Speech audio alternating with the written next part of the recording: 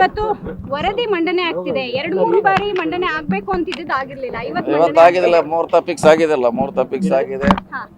ನಿನ್ನೆ ಕೂಡ ಹೇಳಿದೆ, ಬಂದು ಚರ್ಚೆ ಆಗ್ತಿದೆ. ಏನು ಅಂತ ಎಲ್ಲರೂ ಒಟ್ಟಾಗಿ ಅಭಿಪ್ರಾಯ ಪಡೆದು ಅದು ಅಂತಿಮ ನಿರ್ಧಾರ ಆಗ್ತದೆ. ಹಾ. ಸೊ ನೋಡೋಣ ಏನಾಗ್ತಿದೆ ನನಗೆ ಗೊತ್ತಿಲ್ಲ, ಕಾದ್ ನೋಡೋಣ. ಪ್ರಬಲ ಸಮುದಾಯಗಳು ವರದಿ ಸರಿ ಇಲ್ಲ, 169 ಕೋಟಿ ಖರ್ಚು ಮಾಡಿ ವೇಸ್ಟ್ ಆಗಿದೆ, ಕರೆಕ್ಟ್. ಅದು ಯಾವಾಗ ಸರಿ ಇಲ್ಲ ಅಂತ ಯಾವಾಗ ಗೊತ್ತಾಗುದ್ರೆ ಓಪನ್ ಆದ್ಮೇಲೆ ಗೊತ್ತಾಗೋದು ಸರಿ ಇಲ್ಲ ಅಂತ. ಅದಾದ ಆಮ್ಯಾಗ ಓಪನರ್ ಆಗಲಿ, ಆಮ್ಯಾಗ ಅದನ್ನು ಕ್ಯಾಬಿನೆಟ್ ಹೇಳಲಿಕ್ಕೆ ಅವಕಾಶ ಇದೆ. ನನ್ನ ಪ್ರಕಾರ ಒಂದ್ಸಾರಿ ಸದನ ಕರಿಬೇಕು, ಅದನ್ನ ಚರ್ಚೆ ಮಾಡಬೇಕು. ಯಾರು ಏನಾಗ ಓಪನ್ ಆಗಿ ಮಾತಾಡ್ಲಿಕ್ಕೆ ಅವಕಾಶ ಕೊಡಬೇಕು, ಅದು ಒಳ್ಳೇದು.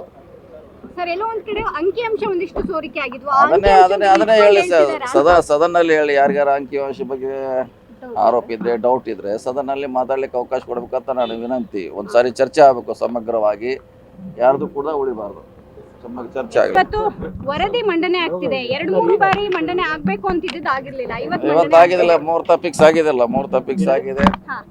ನಿನ್ನೆ ಕೂಡ ಹೇಳಿದೆ, ಬಂದು ಚರ್ಚೆ ಆಗ್ತಿದೆ. ಏನು ಅಂತ ಎಲ್ಲರೂ ಒಟ್ಟಾಗಿ ಅಭಿಪ್ರಾಯ ಪಡೆದು ಅದು ಅಂತಿಮ ನಿರ್ಧಾರ ಆಗ್ತದೆ.